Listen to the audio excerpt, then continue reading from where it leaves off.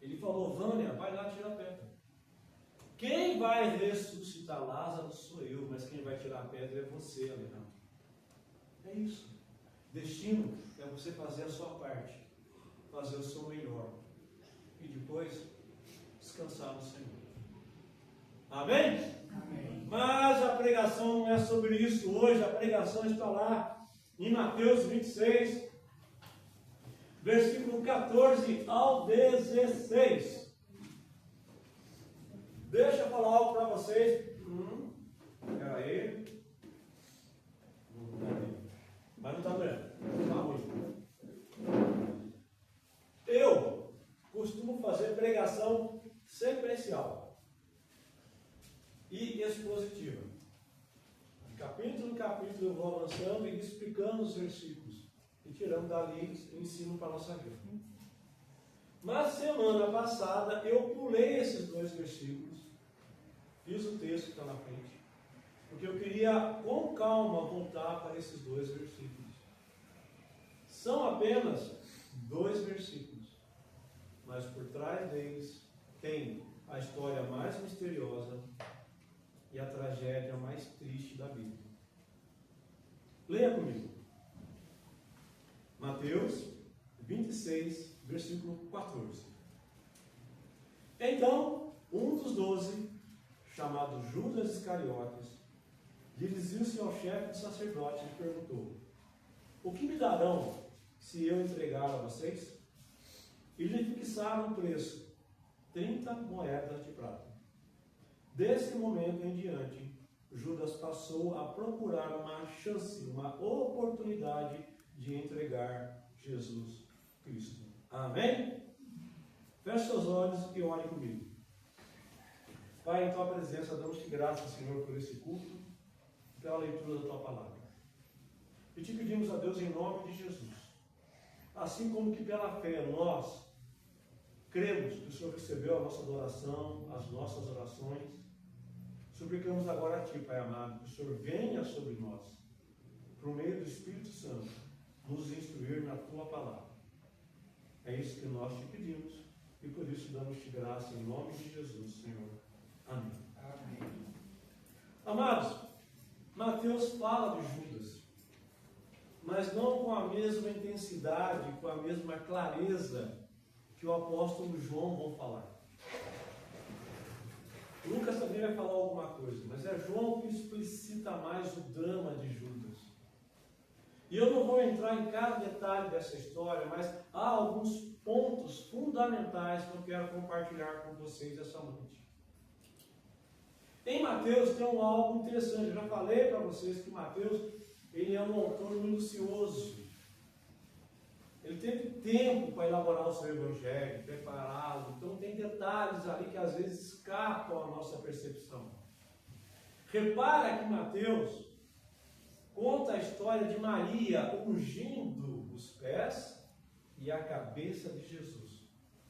E logo em seguida ele coloca a história de Judas. Quando você lê os 4 evangelhos, você percebe que assim que Maria, irmã de Lázaro, não Maria, mãe de Jesus, assim que ela unge os pés e a cabeça de Jesus, aquele perfume de 300 denários, 1 ano de trabalho do trabalhador comum, Judas vira e fala: por que esse desperdício? Poderiam ser vendido o perfume e ajudado os pobres por um dia. Em Mateus não fica claro que foi Judas que falou isso. Os discípulos falaram. Quando você vai para João, é ele que fala. Olha, Judas, um dos 12, falou isso. E aí João acrescenta: mas ele não estava preocupado com os pobres. Na verdade, ele era o tesoureiro e ele metia a mão na bolsa e pegava o dinheiro para ele. Ou seja, um caráter já corrompido, um caráter já corroído pela ganância. Agora, quem é Judas? Judas Não se sabe detalhes sobre ele. É possível que ele venha de uma cidade chamada Iscariotes, mas não se tem certeza. Parece que de uma maneira sobrenatural, tudo a respeito a ele foi ocultado, foi escondido. Mas eu quero que você perceba uns detalhes interessantes sobre a história de Judas. Primeira coisa, em Lucas 6,12, Jesus sobe ao monte para orar a noite toda. E no dia seguinte, ele escolhe os 12 apóstolos. Mais do que isso, Jesus sabia que seria traído. Porque em João capítulo 6, ele fala assim: não fui eu que escolhi a vocês, os 12, mas um de vós é um diabo. Calma. Satanás não está no grupo de discípulos. A palavra diabo aqui quer dizer enganador. Alguém que trai, alguém que mente.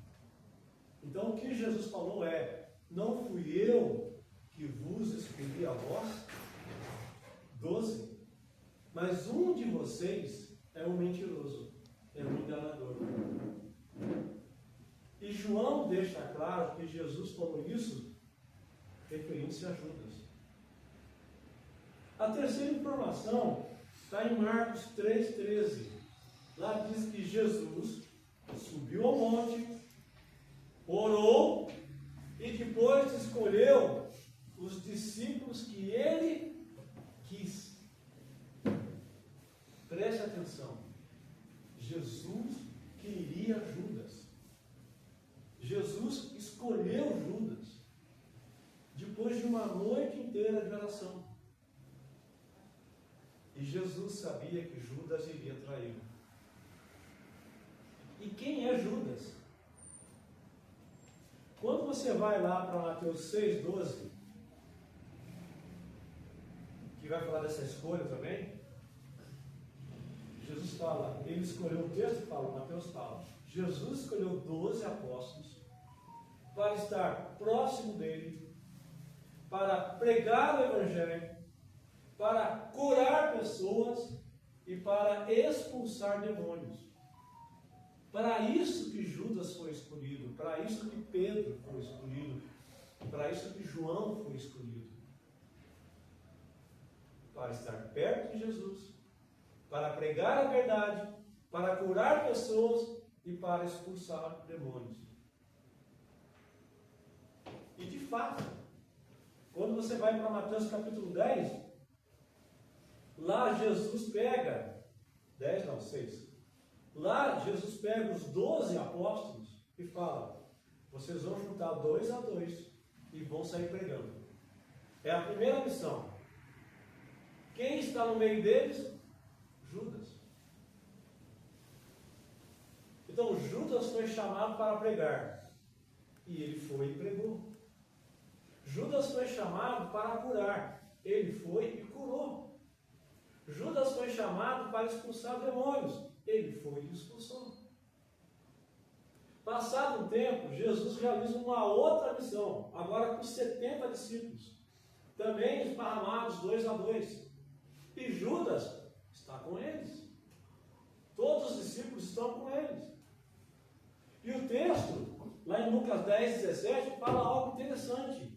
Que quando eles voltaram dessa missão, eles chegaram alegres para Jesus, dizendo, Senhor, nós pregamos, nós curamos, os espíritos malignos se submetem a nós.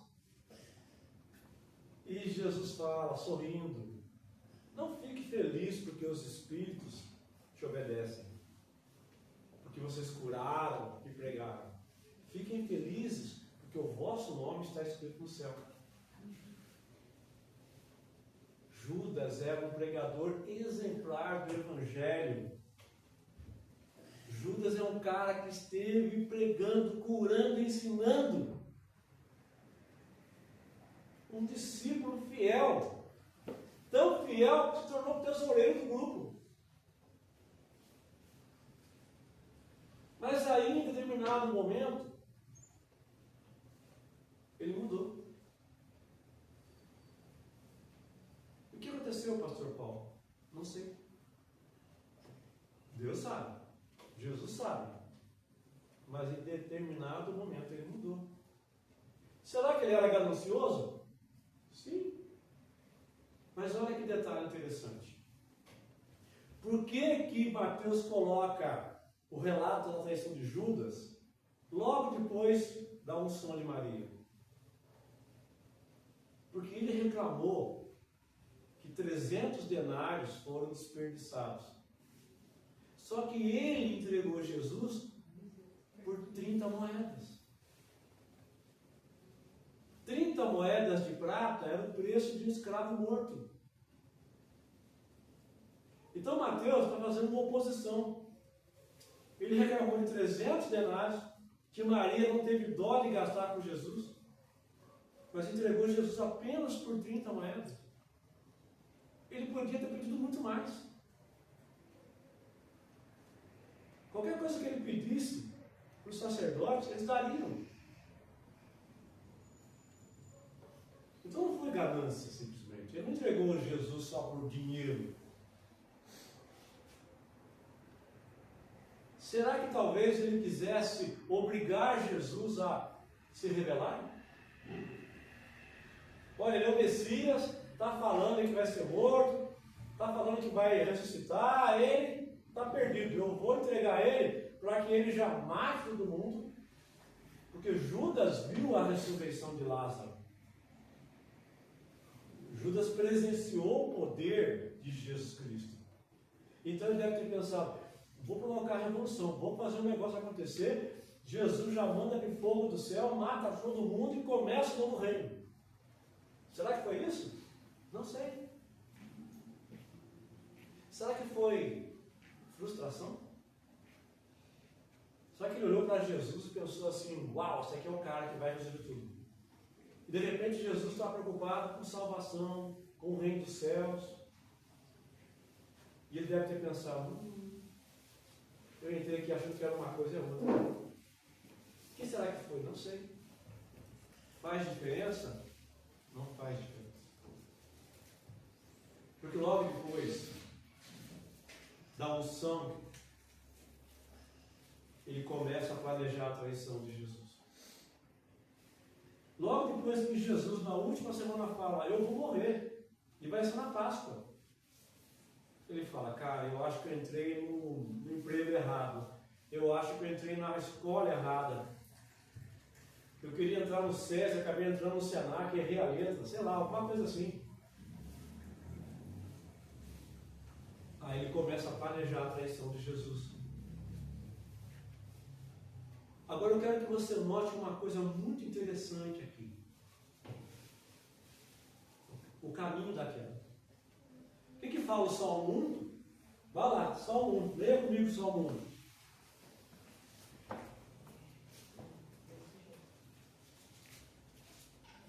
Vamos lá? Como é feliz aquele que não segue o conselho dos ímpios, não imita a conduta dos pecadores, nem se assenta na roda dos zombadores ou escarnecedores. Você reparou que isso aqui é uma sequência de queda? Ele não segue o conselho ou não anda. Ele não imita. Ele não senta. Ou seja, o salmista está falando, como é infeliz aquele que escuta o conselho do ímpio e depois imita o ímpio e depois se senta com o ímpio. Como é que a sua avó falava para você? Como é que a sua mãe falava para você? Não ande em má companhia. Com quem você está andando, né? Como diz a palavra do Senhor, as más companhias corrompem os bons costumes. Querido, já vinha de muito tempo a traição de Judas, a falta de caráter dele. No comecinho do Evangelho de João, capítulo 6, versos 70 e 71, é aquele versículo que eu li no começo. Jesus fala: eu escolhi vocês, mas um de vocês é o mentiroso, é o enganador. Ou seja, ele já sabia de muito tempo. Segunda coisa, Judas começa com corrupções, pequenas corrupções. Colocar a mão na bolsa e tirar o dinheiro para ele. Roubozinhos bobos, roubinhos. Mas já é um nível a mais. Terceira coisa que ele faz: mentiras. Martinho Lutero tem uma frase maravilhosa. Ele fala assim: eu não posso impedir que um passarinho passe pela minha cabeça.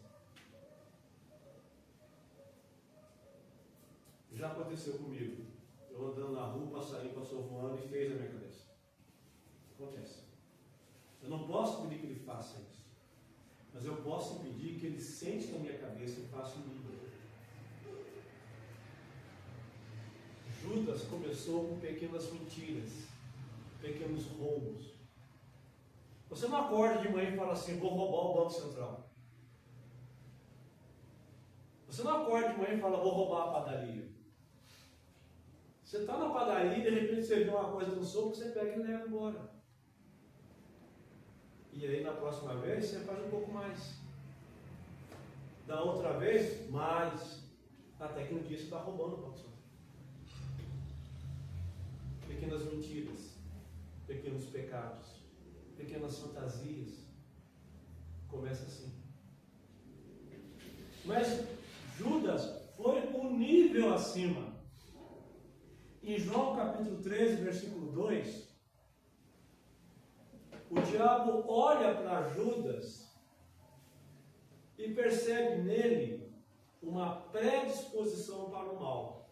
Qual é o outro personagem bíblico que o diabo olhou e viu a predisposição para o mal? Eva. Eva passou em frente à árvore do fruto proibido e olhou e viu que aquele fruto era bonito, viu que aquele fruto era vistoso, e o diabo olhou para o olhar dela e falou: aqui é o ponto fraco dela. E aí ele vem e fala: Deus falou para você não comer de nenhuma árvore? Não. Ele falou que eu não posso comer e tocar essa daqui. Satanás percebeu no comportamento de Judas e no olhar de Judas que ele estava predisposto ao mal. Então aqui, em João capítulo 13, Satanás coloca no coração dele, Satanás turbina o coração dele para atrair Jesus. Vocês percebem que é uma queda? Um caráter falho, pequenas mentiras, corrupções, pequenos roubos, uma predisposição para o mal. Aí Satanás fala: vai, cara, vai que vai dar certo, vai lá. Até que finalmente o próximo passo é o quê? Satanás entra em Judas. É interessante que em Mateus, o texto que eu li semana passada, Jesus fala: um de vocês vai me trair. E os discípulos começam: que isso, Senhor? Serei eu? Serei eu? Serei eu? Aí Judas chega perto e Jesus fala: serei eu, Senhor? Não, ele fala: certamente não sou eu.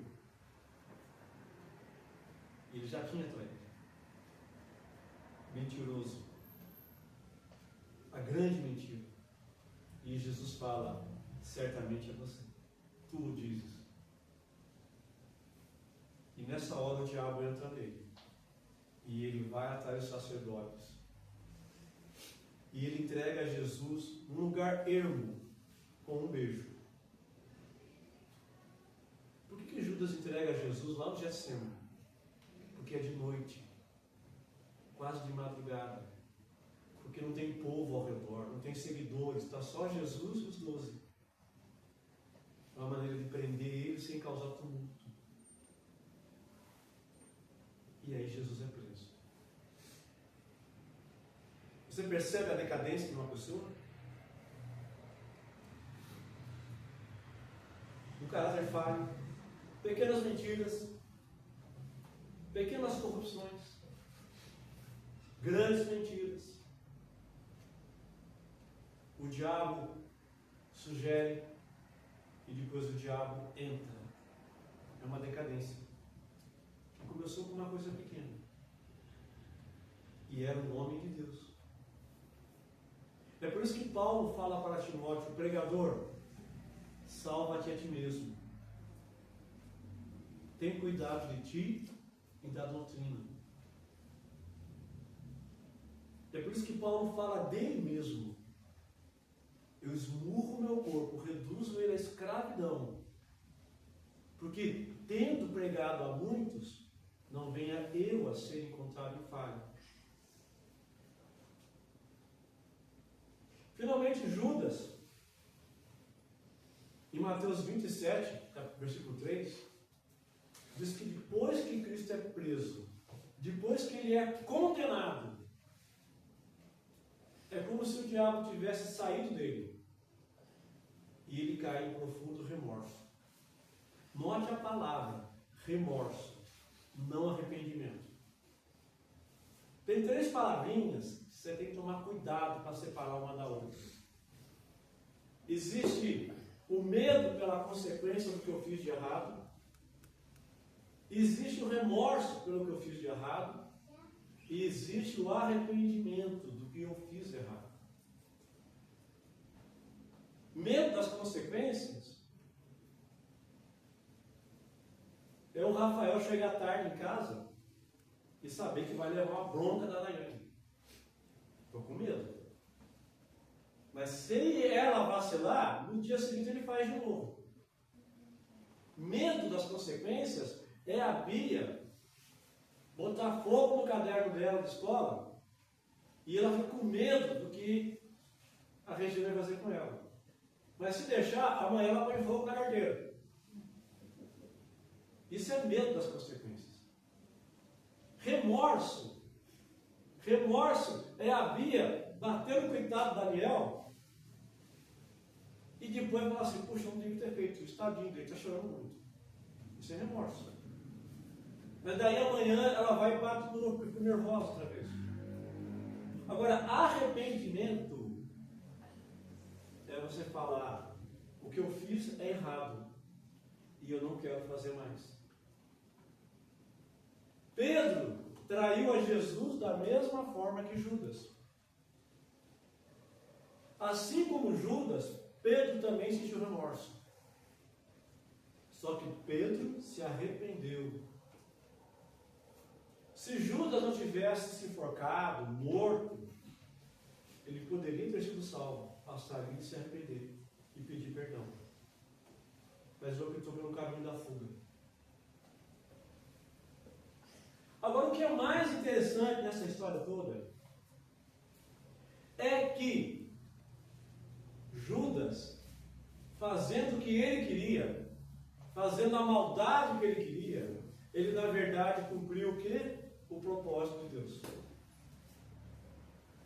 Tinha uma profecia que diria que Cristo seria entregue por 30 moedas de prata. Tinha uma profecia, o Salmo 109, dizendo que Jesus, o Messias, seria traído por um amigo dele. Então Judas, achando que estava fazendo o que ele queria, na verdade apenas cumpriu o propósito de Deus. Como diz Isaías 46, os planos do Senhor não podem ser frustrados. O que Ele falou vai se cumprir. O que Ele estabeleceu vai acontecer. Você não tem como impedir o que Deus quer fazer. E Ele vai fazer. Então você tem que saber qual é a vontade de Deus e viver de acordo com ela. Para você não ficar aquele bobão brigando contra aquilo que Deus vai fazer. Mas o ponto mais interessante aqui, nesse momento, é que todas aquelas pessoas que tentam fazer o mal para quem é de Deus, não conseguem. Eu falei isso semana passada e vou repetir. Judas quis trair Jesus e traiu, quis vê-lo preso e conseguiu, achando que ia fazer algum mal para Jesus, e não fez. Ele simplesmente fez o que Cristo queria fazer, que era morrer por nós, pecadores. Pedro negou a Cristo, mas não causou nenhum mal para Jesus, só para ele mesmo. Porque Jesus não precisa da fidelidade de Pedro para ser feliz. Jesus não precisa da fidelidade, da lealdade de Judas para ser quem ele é. Jesus não precisa da fidelidade dos outros 11 apóstolos junto com ele. Por quê? Porque ele está satisfeito em Cristo, em Deus. O que é que Jesus fala? A minha comida e a minha bebida é fazer a vontade do meu Pai. Eu estou satisfeito. Qual é a lição que isso tem para nós hoje? Em primeiro lugar, se você está em Cristo, se você está em Cristo e está se alimentando da palavra dele, as pessoas podem te trair, as pessoas podem te machucar, as pessoas podem falar mal de você, e você Efésios, revestidos, pois, de toda a armadura de Deus. O capacete da salvação, eu não vou lembrar agora, me ajuda aí. O escudo a couraça se você tiver com essa armadura, as pessoas podem falar mal de você. As pessoas podem puxar o tapete do trabalho. As pessoas podem xingar, podem mentir sobre você. E você não vai estar nem aí, porque a armadura de Cristo te protege. Porque você sabe que em Cristo está tudo bem, está tudo tranquilo. O mal só te atinge quando você permite. Como diz Jesus, não tem mais aqueles que podem ferir o corpo. Antes tenham medo daquele que pode jogar o corpo e a alma no inferno. Como é que diz Paulo em Romanos? Não te ressintas do mal. Sabe aquela pessoa que é muito ressentida? Qualquer coisinha. Mãe, olhou feio para mim. Criança, sabe o que você fala? Oh, você é orelhudo, né? Oh, ele me chamou de orelhudo. Aí ele me chamou de careca. Aí ele me chamou de gordo. Pessoas muito ressentidas. Por quê? Porque você vestido da armadura de Cristo, porque Cristo te fortalece. Cristo é a referência para você. Então, se as palavras do mundo te magoam, se as palavras do mundo te entristecem, é porque você não se revestiu de toda a armadura do Senhor. Você está se ressentindo do mal. E aí, completando o versículo, não te ressintas do mal, antes pagai o mal com o bem. Por quê? Porque você não pode tirar nada de mim, você não pode me ofender, você não pode magoar, porque eu sou de Cristo. Eu sou de Cristo. Eu estou com a couraça da justiça. Encerrando aqui, meus irmãos, qual é a lição que fica para nós a respeito de Judas e que tem aplicação para a nossa vida?